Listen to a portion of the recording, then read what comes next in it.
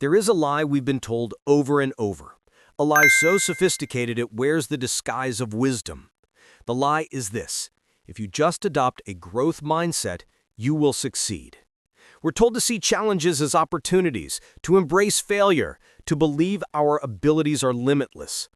And we try. We read the books, we listen to the podcasts, we put the inspirational quotes on our walls. So why, after all that effort, do so many of us still feel stuck? Why does the internal voice of doubt still shout louder than our most practiced affirmations? Why is the fear of not being good enough still a ghost in the machine of every project we start? What if I told you that a growth mindset isn't the cause, it's the effect? What if trying to think more positively is like putting a new coat of paint on a car with a broken engine and hoping it will go faster? In this video, we aren't just going to talk about mindset. We're going deeper. We're going to open the hood on the core operating system that runs your life. We will introduce a concept we call the motivation engine and uncover the two profoundly different types of fuel that power it. And most importantly, we will give you a step-by-step blueprint to upgrade your own engine. This isn't a pep talk. This is an engineering overhaul. Get ready, because what you're about to discover might permanently change how you see failure, success, and your own true potential. Meet Sarah. Sarah is a brilliant graphic designer. Her concepts are exceptional and her taste is impeccable. But there's a problem. Most of her best ideas never see the light of day. Every time she starts a new project, a familiar cycle begins. The initial excitement is quickly replaced by a crushing pressure. She spends hours tweaking tiny details no one else would ever notice. She procrastinates on sending drafts to clients, always feeling it's not quite good enough yet. She knows about growth mindset. She tries to tell herself, this is a chance to learn. But the internal feeling is a different story. Every piece of client feedback feels less like data and more like a judgment on her talent. Every project feels less like a playground and more like a test. Sarah's world is built on a fragile belief. I am either talented or I am not. And she is exhausting herself trying to prove the former. Perhaps Sarah's story sounds familiar. Maybe it's the feeling you get when preparing for a major presentation, starting a business, or even just learning a new skill. That sense that you are walking on thin ice and one wrong step will shatter everything. This paralysis, this conflict between the desire to grow and the fear that stops us cold, is at the heart of one of the most powerful psychological concepts of our time. In the 2000s, Stanford psychologist Carol Dweck introduced a game-changing idea laid out in her groundbreaking book, Mindset. She proposed that we tend to view our abilities in one of two ways. First, there's the fixed mindset. This is the belief that our intelligence, talents, and qualities are fixed traits. You have a certain amount, and that's that. In this worldview, every situation is a test of whether you have enough. Failure is a catastrophe because it reveals your permanent inadequacy. On the other hand, there's the growth mindset. This is the belief that your abilities can be developed through dedication and hard work. Brains and talent are just the starting point. In this worldview, challenges are embraced as opportunities to grow. Failure isn't a dead end, it's a valuable source of information on the path to mastery. The concept is elegant, powerful, and incredibly appealing. It has spread through boardrooms, classrooms, and self-help seminars across the globe. But here's where the old paradigm begins to crack. The oversimplification of this concept has led to a dangerous misconception that changing your mindset is simply a choice. Just stop having a fixed mindset and start having a growth mindset. This completely ignores a deeper, more important question. Why does a person have a fixed mindset in the first place? Where does it come from? And the answer takes us beyond the surface of mindset and into the engine room of your mind. This is the new paradigm. Your mindset is not the driver, it's the dashboard. It is only displaying what is happening under the hood. To truly change how the car runs, you need to understand the engine.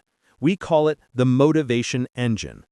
Every one of us has one. It is the core system that determines why you get out of bed in the morning, why you pursue some goals and avoid others. And this engine can only run on one of two types of fuel. The first is fear fuel. The second is purpose fuel. A fixed mindset is not a flaw in your character. It is a warning light on your dashboard telling you that your engine is running on fear fuel. A growth mindset is not a positive mantra. It is the smooth, powerful sound of a well-tuned engine running on purpose fuel. Sarah's story isn't about a lack of willpower. It's about an engine that has been wired to run on the fear of judgment, the fear of inadequacy, the fear of being exposed as an imposter. So the real question isn't, how do I get a growth mindset? The real question is, how do I change my engine's fuel source? Let's define these two engines clearly. The fear-driven engine has one primary objective: self-preservation. More specifically, ego preservation. Its number one job is to avoid pain, avoid embarrassment, and avoid judgment. When your engine runs on fear, its logic goes like this: if I don't try, I can't fail. If I can't fail, no one can say I'm not good enough. My safety is in my inaction. Or, I must achieve perfection. Perfection is my only shield against criticism. The purpose-driven engine, on the other hand, has a completely different objective: progress. Its number one job is to learn, to grow, and to move closer to a meaningful goal. When your engine runs on purpose, its logic shifts entirely. Failure is not an attack on my worth. It is a data point. It tells me how to do better next time. My growth is in the action itself, not in the final outcome. One engine seeks validation from the outside. The other generates it from the inside. Why do these systems exist? The answer is wired deep into our neurobiology. The fear-driven engine is essentially our primitive survival system, misapplied. It's run by the amygdala, the brain's threat detection center. Thousands of years ago, it kept us alive by warning us of tigers in the bushes. The problem is, today, the amygdala doesn't distinguish between a tiger and a critical email from your boss. To it, both are threats to your survival.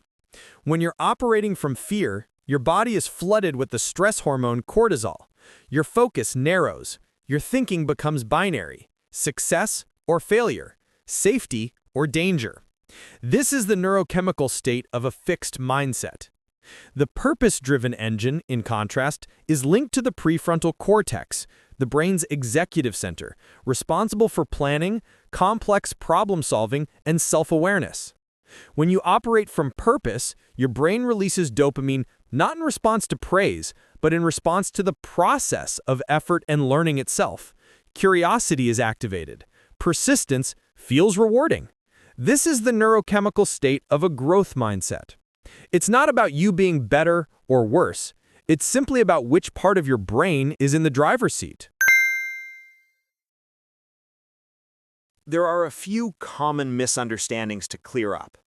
First, so is all fear bad? Not at all. Fear is a useful signal.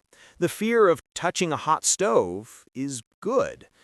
The fear-driven engine becomes a problem when it's put in charge of areas meant for growth and creativity.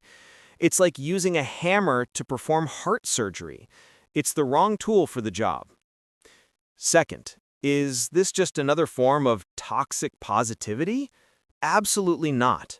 The purpose-driven engine isn't about ignoring negative emotions. It's about acknowledging fear, doubt, and disappointment, but refusing to let them drive. Instead, you put them in the passenger seat. You listen to their message, but you, with your purpose, remain at the wheel. And most importantly, no one operates 100% on one fuel. We are all hybrid machines. The key is to recognize which fuel is dominating you in critical moments, and whether it's serving you. Let's go back to Sarah. Her fear-driven engine is wreaking havoc on her career and her mental health. Because it runs on fear of judgment, she avoids challenging projects that might make her look incompetent. She misses out on collaborations because it would mean letting others see her work in progress. Her engine prioritizes looking smart over getting smarter. The result? Her career stagnates. Her passion for design is slowly being replaced by anxiety. She isn't failing spectacularly. She is failing quietly by never truly beginning. This is the real cost of the fear-driven engine. It doesn't just prevent you from achieving success, it robs you of the joy of the process. It turns potential into a prison. Recognizing this is the first step. But how do we actually begin the process of re-engineering? How can Sarah and you start to shift from running on the fumes of anxiety to the clean, sustainable energy of purpose? That's where the blueprint comes in. Upgrading your motivation engine is not a one-time event. It is a methodical process. Like any complex engineering project, it involves 3 phases: diagnosis, stabilization, and upgrade. You cannot fix an engine without knowing where the problem is. The first step is to gather data. Here is your concrete action. Conduct a 3-day fuel log. Take a notebook or open a note on your phone, divide it into 2 columns. Left column, action or decision. Right column, fuel source, fear or purpose. For the next 3 days, simply pay attention to moments of hesitation, procrastination, or impulse. Did you just delete an email instead of sending it? Log it. Was the fuel the fear of rejection? Did you decide not to speak up in a meeting? Log it. Was the fuel the fear of saying something stupid? Did you spend an hour researching a new topic just out of curiosity? Log it. That is purpose fuel in action. The goal here is not to judge yourself. It is to become a scientist of yourself. After 3 days, you will have a detailed map of your current operating system. You will see with absolute clarity where fear fuel is leaking your energy. This awareness is the foundation for all change that follows. The fear-driven engine is often overheated. It runs in a state of high alert and stress. Before you can upgrade anything, you need to cool the system down. You need a circuit breaker to interrupt the stress response in real time. The most powerful tool for this is the physiological sigh. Developed by neuroscientists at Stanford, it is the fastest known way to consciously bring your level of autonomic arousal down. It works instantly. It's simple. Take a deep inhale through your nose. When your lungs are full, take another short, sharp inhale through your nose to inflate the tiny air sacs. Then a long, slow exhale through your mouth until you are completely empty. Do it once or twice, and you will feel an immediate shift in your body. This is your stabilization tool. Anytime you feel your engine starting to roar with anxiety, before a big call, after a stressful email, use this circuit breaker. It will take you out of amygdala-driven reactivity and back into your clear-thinking prefrontal cortex. It creates the necessary space to choose a different response. Now that the system is stable and you have your diagnostic data, it's time to replace core components. We will focus on 2 critical upgrades. Upgrade 1. Replace the perfectionism filter with the 85% filter. The fear-driven engine operates through a filter called perfectionism. It believes anything less than 100% is a total failure. This is why Sarah never ships her work. The 85% filter is a new operating system. It runs on the principle that done and good is infinitely better than perfect and non-existent. Aim to complete a task to 85% of your capability. This sounds counterintuitive, but it does 2 magical things. First, it gets you started because the bar is lower. Second, it allows you to finish and get real-world feedback. which is the only path to genuine improvement. Sarah started applying this. She made a rule to send the first draft when she felt it was 85% there. It was terrifying. But then something amazing happened. Her clients loved the concepts. Their feedback wasn't criticism, it was collaboration. By lowering her standard of perfection, she actually elevated the quality and speed of her work. Upgrade 2. Switch the power source from achievements to core values. The fear-driven engine is powered by external validation, praise, awards, job titles.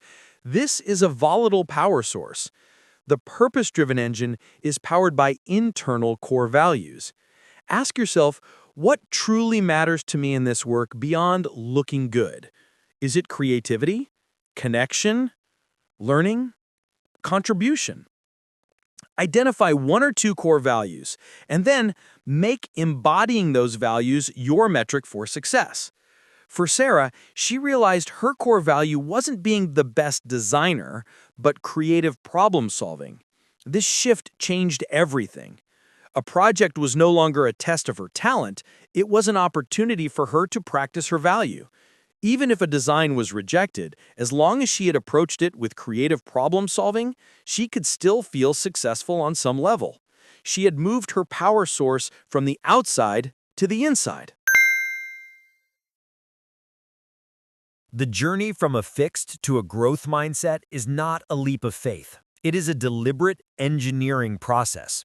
It starts by stopping the self-blame for feeling afraid and instead getting curious about the machine inside you. It starts by diagnosing when and why you are running on fear fuel. It continues by learning to stabilize your system in moments of stress, giving you the space to choose. And it culminates in actively upgrading your components, replacing perfectionism with progress, and replacing the need for validation with a commitment to your own values. This isn't about becoming a different person. It is about removing the faulty parts that have been holding the real you back. It is about allowing the most curious, resilient, and courageous version of yourself to take the wheel. You have the power to do this. The blueprint is in front of you. The tools are in your hands. The question is no longer, am I good enough? The question is now, what fuel will I choose to run my engine on today? That choice, made over and over again, is the true path to lifelong learning. And if this video gave you even one tool to begin your own upgrade, hit the like button and subscribe to Psych Blueprint. Our community is built on sharing the blueprints that work for the mind. And now, we want to hear from you. In the comments, share one thing you realized about your own motivation engine after watching this. Your insight could be the spark that helps someone else. Let's get to work.